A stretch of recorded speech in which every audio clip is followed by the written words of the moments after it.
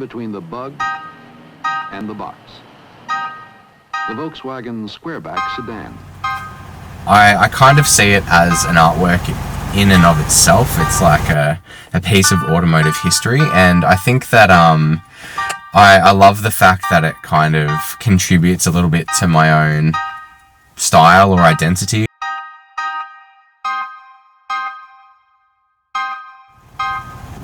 This is a 1971 Volkswagen Type 3 version of the car.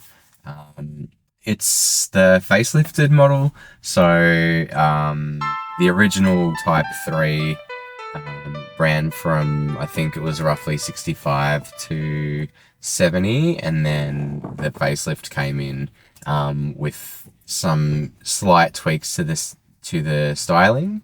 So this is the first year of the facelift, I think, and it's in this incredible color called honey brown, which from what I can find is a color that's unique to the Australian market. It's a Dulux color. There's a cute little panel that says the color code under the bonnet.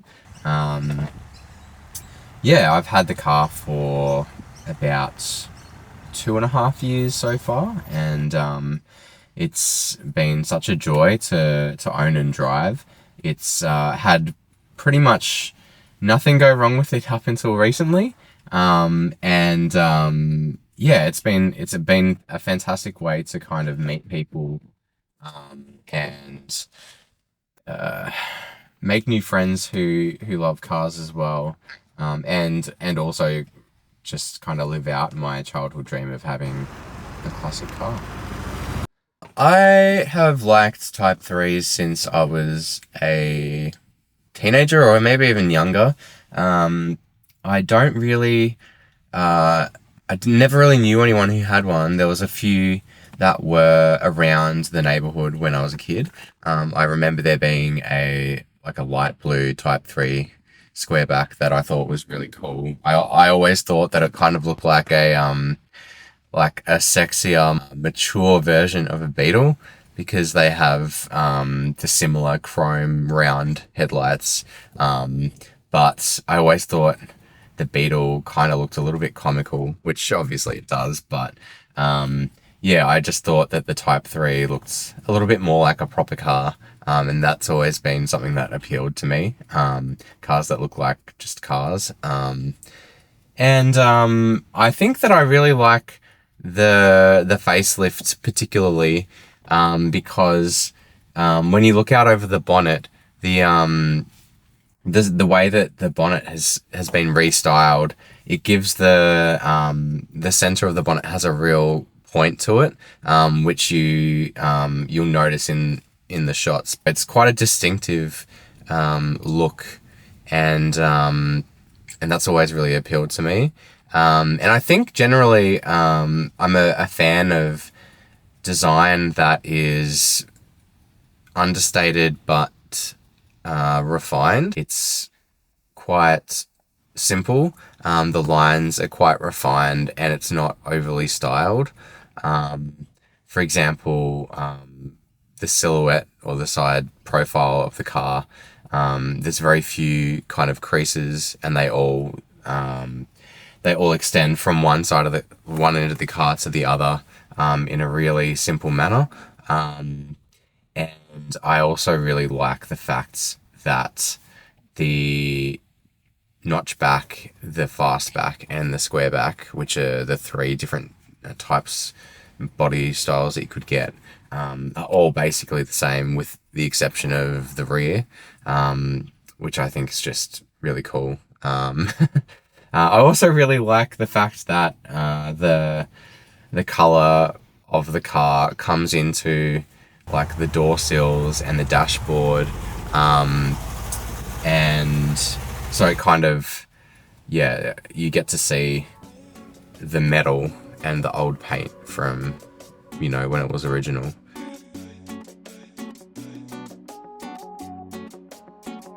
My parents are slightly older than, I guess, standard. So, like, they were born in the 50s and kind of grew up in the 60s and 70s, and so I kind of had like 60s and 70s music in the house as a kid. So that could have been a starting point. I'm not sure. I think just more generally, the design. I've always been kind of fascinated as an artist in kind of design and art, and I've always been interested in mid-century design, which is, you know, a bit of a cliche at this point, but I think that just the simplicity, you know, no overstyled surfaces, an effective use of line and form and shape. I think those are things that really appeal to me, and I think also in terms of cars, I really value the mechanics. Like, I'm not mechanically minded at all, but I really value the fact that everything is physical.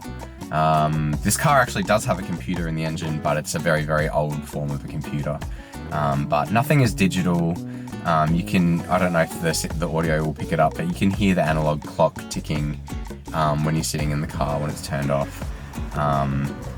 Everything is knobs and dials. There's nothing really is automatic. No power steering. I just like the tactility and the basic forms that, you know, cars and furniture and things of that era have.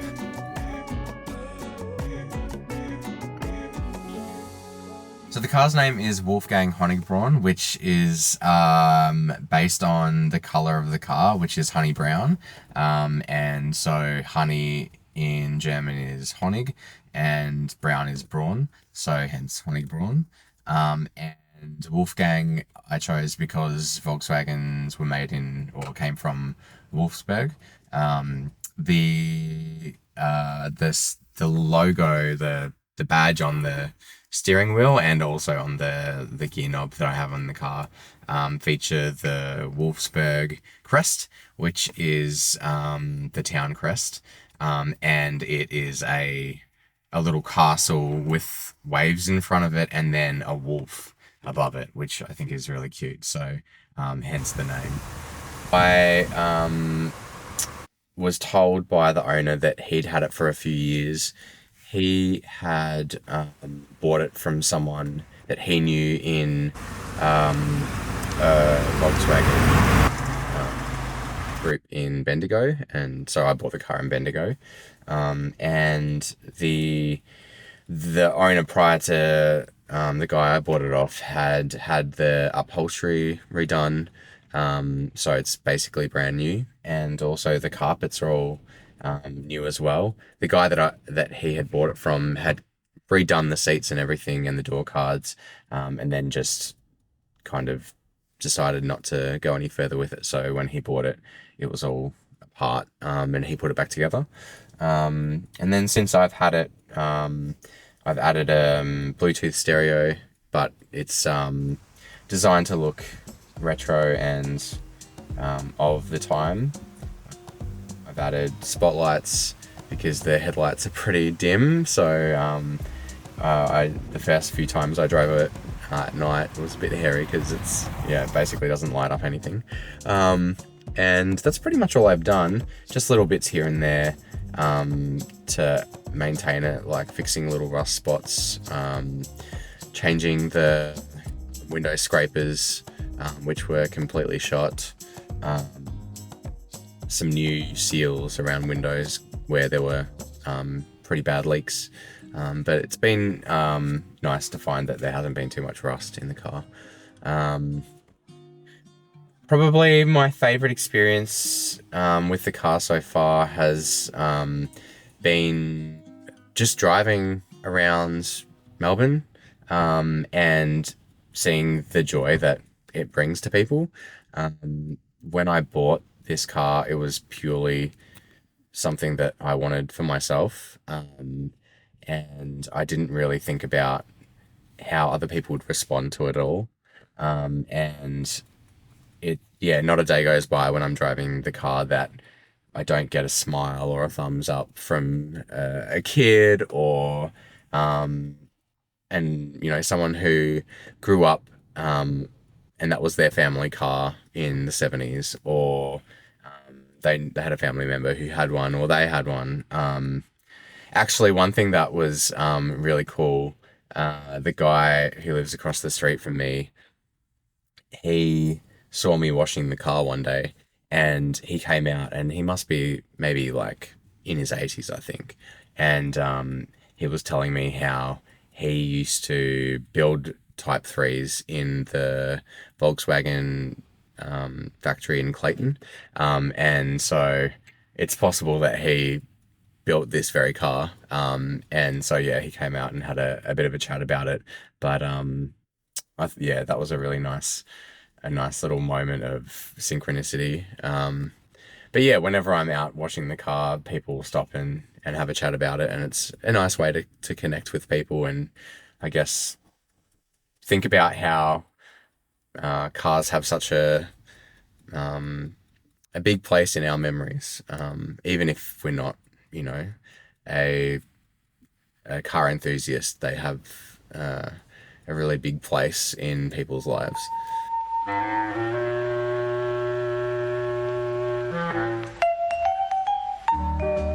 Man bringt fast beliebig viel Gepäck in einem VW-Variant unter, weil er vorne noch einmal einen Gepäckraum hat.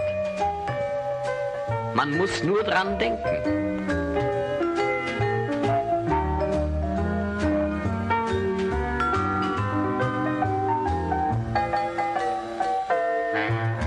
The car is in miles, and I thought that if I didn't change it to kilometers, I would definitely get done for speeding. So what I did was I calculated the different speeds, kind of from 40 to 110, and mapped out where they would be according to the miles measurements on the gauge, and then I made this on Photoshop and then printed it onto transparency or acetate, and made it to size so that I could overlay it over the speedo, and make sure that I had some kind of idea what speed I was going at any given time. Well, when I bought the car, it didn't really come with much of a history. It came with no service history whatsoever. And for a 50-odd-year-old car, I wasn't, that surprised about that. But I was told by the owner that he'd had it for a few years. He had bought it from someone that he knew in a Volkswagen group in Bendigo, and so I bought the car in Bendigo. And the owner prior to the guy I bought it off had the upholstery redone. So here is, I guess, the documentation of the car since I've had it. As I mentioned, it didn't come with any service history, so I've started to compile one, but also, I guess, collect some of the brochures and the different literature that came with the car or was published about the car. I really love the illustrations and the descriptions of how to use different features in the car. Like there's funny kind of directions for how to start the car and how to drive the car in really 1970s fashion.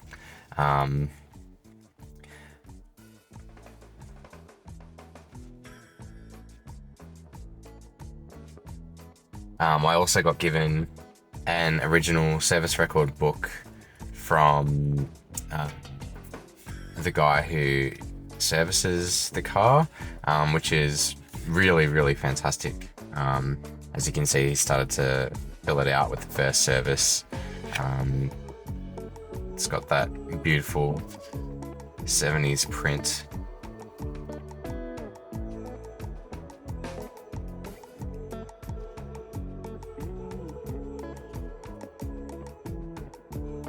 And then the rest is the work that I've had done on the car, the instructions for the radio. And so, yeah, it's my little collection of papers so that when eventually this car moves on to somebody else, they'll have some history.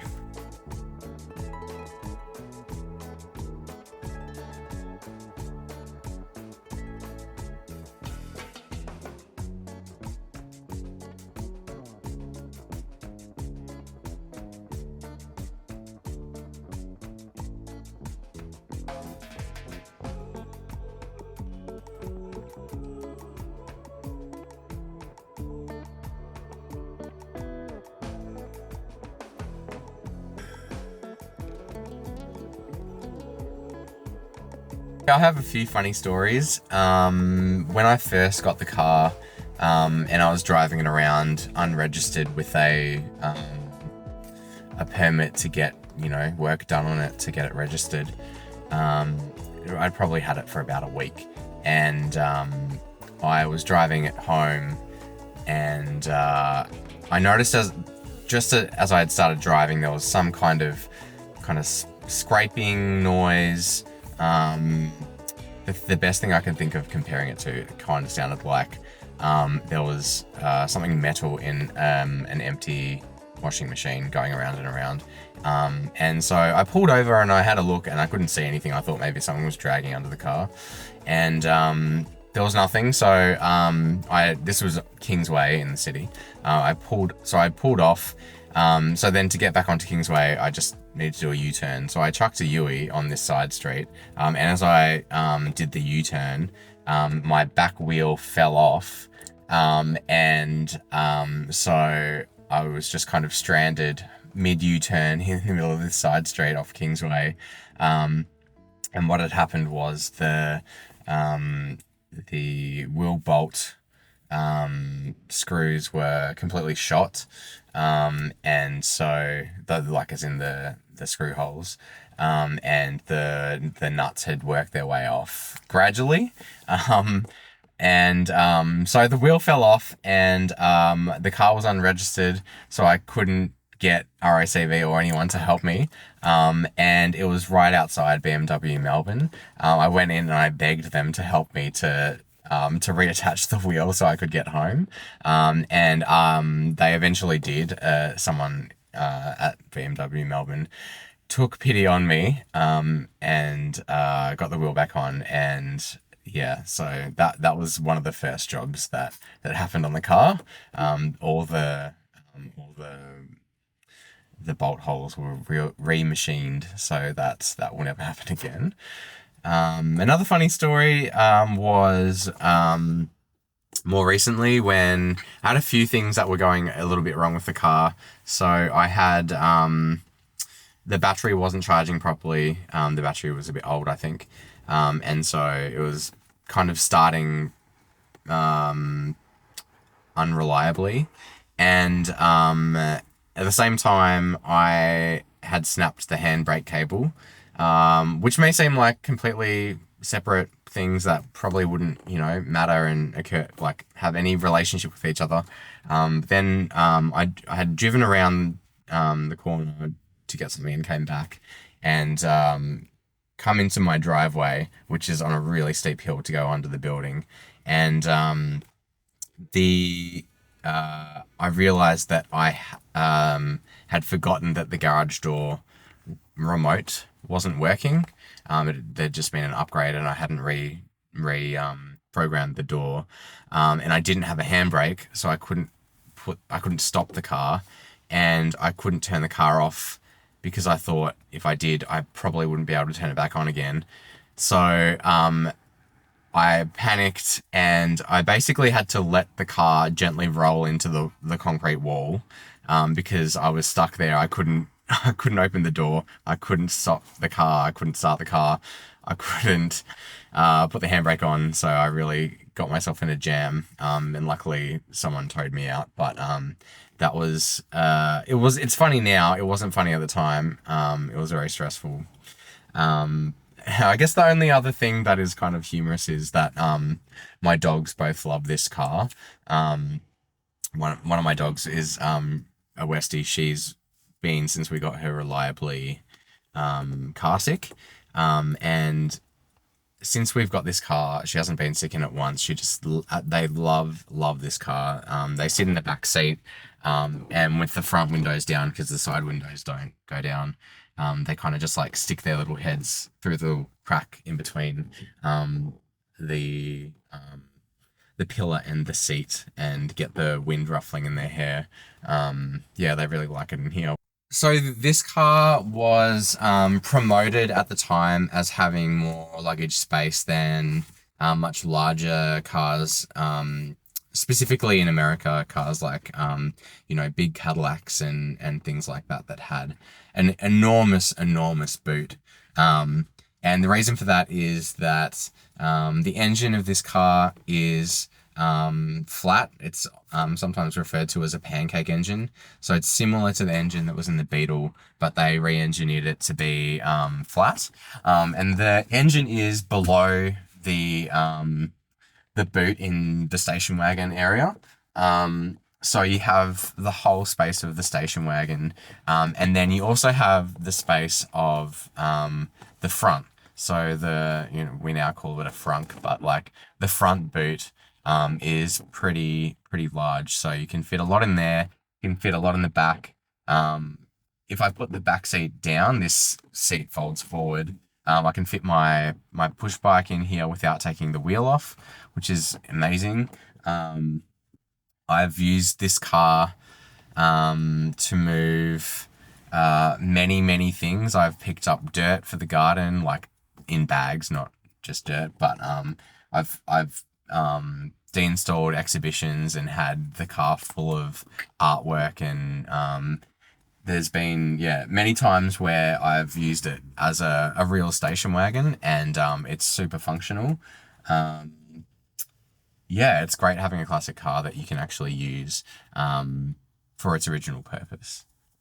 There is a couple of things that I'd like to do to the car. There's a few little rust spots and small maintenance things that I need to do. I don't really plan on doing a full repaint or anything to fix the larger rust spots, because I really love the color as it is and the patina that it has. And the rust isn't so bad that it really needs to have that done to it. One thing that I am going to do is have the backseat windows replaced. I managed to grab a pair of pop-outs from a pre-facelift Type 3 Squareback. So the pre-facelift model had pop-outs on the backseat windows, and the facelift doesn't for some reason. And so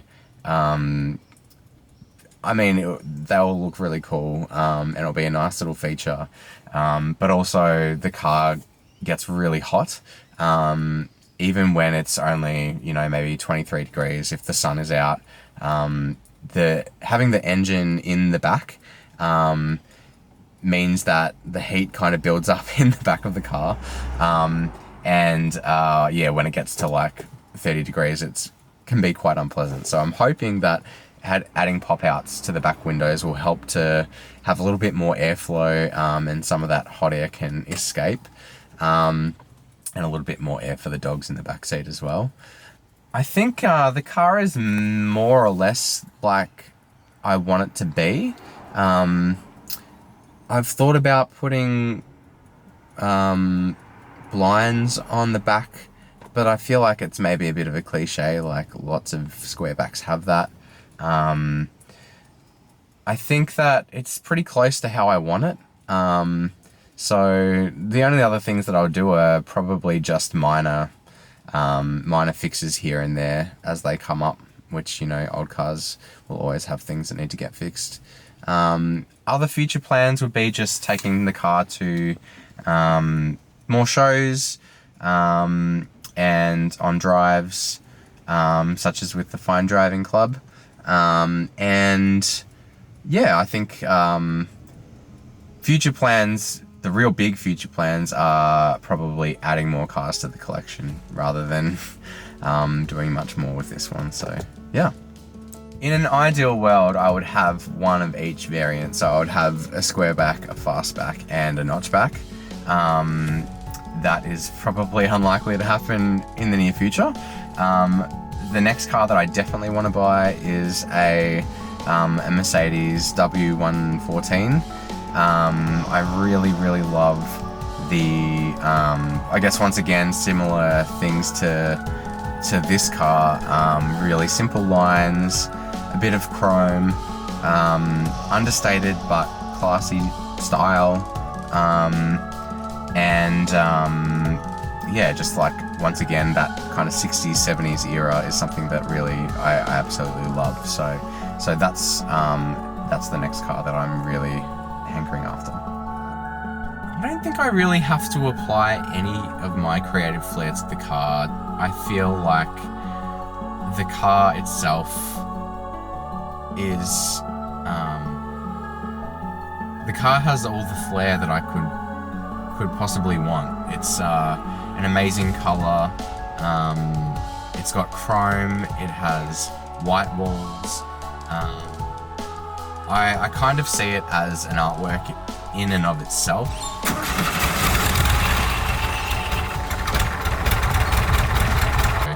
I kind of see it as just another little part of that component of my personality or interests.